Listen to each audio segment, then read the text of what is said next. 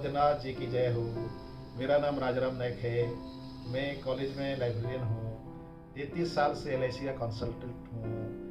Yoga art of living का instructor भी हूँ और मेरे बहुत सारे बिजनेस भी थे।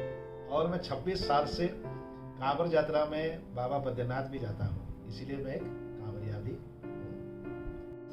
तो आप 26 साल से हर साल कांवड़ यात्रा के लिए जाते हैं और सुल्तानगंज से बाबा बैद्यनाथ धाम मंदिर तक पैदल जाते हैं। तो आप हमें बताएं ये कांवड़ यात्रा है क्या? कांवड़ यात्रा सुल्तानगंज से जल लेके गंगा जी से बाबा बद्रीनाथ जी के लिए एक लोटा और फिर बाबा बासुकीनाथ के लिए एक लोटा लेके पैदल चलते हैं कांवड़िया लोग और वहाँ जलाभिषेक करते हैं बाबा बद्रीनाथ धाम में और फिर वहाँ से जाके बासुकीनाथ में जलाभिषेक करते हैं। और हर एक साल श्रावण की महीना से ये चालू होता है और हम लोग श्रावण का महीना में हर एक साल जाते हैं। आप हमें बताएं कि आप हर साल वहाँ क्यों जाते हैं? मेरा वहाँ जाना चालू हुआ 1994 से और जब से वहाँ मेरा चालू हुआ है तब से वहाँ रेगुलर मेरे को भगवान ले रहे हैं। एक्चुअली बहुत डिफिकल्ट, वहाँ चलना बहुत डिफिकल्ट है। फिर वहाँ हर एक साल जाना बहुत सारे श्रेयांशी बहुत सारे विघ्न आता है, लेकिन पता नहीं अभी तक 26 साल हो गया भगवान ले रहे हैं मेरे को। और वहाँ 100 किलोमीटर से ज़्यादा हम लोग को पैदल चलना पड़ता है बाबा धाम तक। और बाबा धाम में जल डालने के बाद हम लोग बासुकीनाथ तो बस पे जाते हैं, लेकिन यहाँ 100 किलोमीटर जो चलते हैं उसको पैदल चलना पड़ता है खाली पैर। और 100 किलोमीटर नहीं, उससे भी ज़्यादा हो जाता है। कम से कम वो लाइन में लगना, ये करना 110 किलोमीटर करीब होता है और हमको बहुत आनंद लगता है वहाँ, उसी के लिए हम जाते हैं बाबा धाम। और आप कितने बार जा चुके हैं बाबा धाम? बाबा धाम एक्चुअली सावन के महीना में कांवड़िया हो के पैदल चल के मैं 26 बार जा चुका हूँ हर एक साल। और ये साल कोरोना क्राइसिस के लिए बंद हो गया। और ऐसे बाकी ऑफ सीजन में भी मैं कम से कम 15-16 बार गया।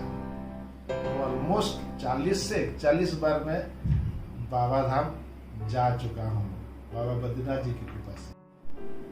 तो 26 साल से आप वहाँ जा रहे हैं, तो आप हमें बताएं कि आपकी शुरुआत कैसे हुई और आपका जो कंटिन्यूटी रहा है वहाँ जाने का, तो आपको वहाँ जाके फ़ायदा क्या मिलता है? बहुत अच्छा क्वेश्चन पूछे। तो हमारा वहाँ शुरुआत जो हुआ वो एक कोइंसिडेंशली हो गया, इत्तेफाक था वो। क्योंकि हम लोग को जाना था हिमालयन रेंज जाना था, हम यंग थे, हम लोग का ग्रुप ट्रैकिंग में जाना था। तो मेरा जीजा जी लोग जाते थे बाबा धाम, तो मेरे को अच्छा नहीं लगता था। मैं बोलता था कि ये सब बेकार है। तो उस समय क्या हुआ, हम लोग का वो जो ट्रैकिंग का प्रोग्राम था वो टेररिस्ट एक्टिविटी के लिए जम्मू कश्मीर में कैंसिल हो गया। तो वहाँ जो पैसा रिटर्न मिला 1000 रुपीज़ रिटर्न मिला था। तो मेरा जीजा जी का घर को आया तो जीजा जी पूछे तो क्या हुआ तुम्हारा वो एडवेंचर? तो बोला ये नहीं कैंसिल हो गया, पैसा रिटर्न हो गया। तो बोले कि 7 दिन का बाद हम लोग चल रहे हैं, अब चलो हमारे साथ एडवेंचर करने। तो मैं वो 1000 हमको दे दिया और फिर ऐसे एडवेंचर के चलते मैं वहाँ से चालू हो गया। और तब से फिर पता नहीं चल रहा है अभी तक। और फायदा क्या है उसमें?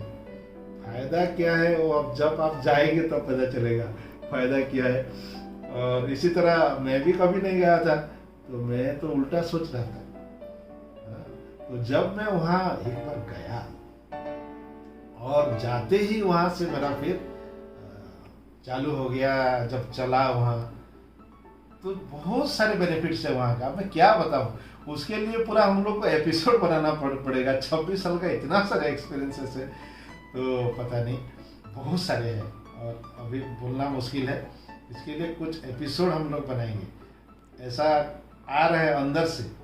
और ये साल जो हम लोग का बंद हो गया है, उसी के लिए मैं भी घर बैठे बैठे मन भी उदास रहता है, बाबा धाम जा नहीं पाया बोल के।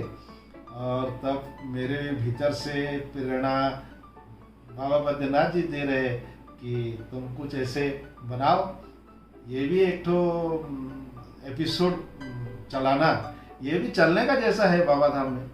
वहाँ भी हम बाबा का नाम लेके चलते हैं 100 से ज़्यादा किलोमीटर। इसी तरह हम यहाँ बाबा को बोलते हुए एपिसोड चलाने का, ये भी एक बाबा का यात्रा है।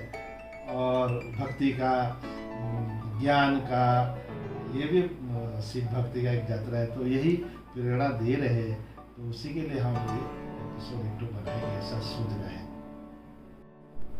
तो ये बाबा धाम के ग्रेट स्टोरीज को शेयर करने का, उसके बारे में एक सीरीज बनाने का आपका जो ख्याल आ रहा है, उसमें आप क्या बताने वाले हैं? थोड़ा ब्रीफली हमें बताएं। इसमें 26 साल चलने का जो दौरान जो एक्सपीरियंसेस हुआ है, मिस्टिक एक्सपीरियंसेस हुआ है, इम्पॉसिबल को जैसे पॉसिबल बना है, वो सब का बारे में शेयर करेंगे। जैसे फॉर एग्जांपल कि पहले साल हमको कुछ पता नहीं था, और 8 किलोमीटर मेरा जीजा जी के साथ चलने का बाद हम 2 लोग बिछड़ गए थे, गुम हो गए। तो बाकी जो 100 से ज़्यादा किलोमीटर हम दोनों अकेले आए, वो तो पूरा मिस्टिक है, अलौकिक है वो। फिर एक साल हम लोग का नया गाड़ी लेके गए थे, वो गाड़ी 2 दिन के लिए गुम हो गया। हम सोच रहे थे डकैत लोग ले ली, और फिर वो गाड़ी मिल गया हम लोग को। फिर और सिचुएशन ऐसा हुआ कि हम लोग बाबा धाम से रिटर्न आ रहे और सब लोग सो गए, और मैं तो लीडर था, मैं भी सो गया था। तो गाड़ी किसी दूसरा रास्ते में चला गया और हम लोग पारसनाथ पहुंच गए, है ना, वहाँ दर्शन हो गया। फिर और एक बार हम लोग गुम हो गए रातों में आने का टाइम में, और हम लोग फिर तारिणी मंदिर पहुंच गए केवझर। और एक बार बता रहा हूँ कि हम लोग रांची में हम लोग को रुकना पड़ा, वहाँ रामगढ़ बोल के है। और फिर सुबह हमको पता चला कि वहाँ रजरप्पा जी का यह देवी का मंदिर है, जहाँ धोनी जी पूजा करते हैं, हम वहाँ पहुँच गए।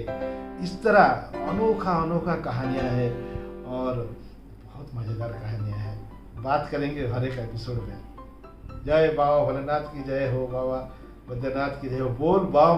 बोल बम।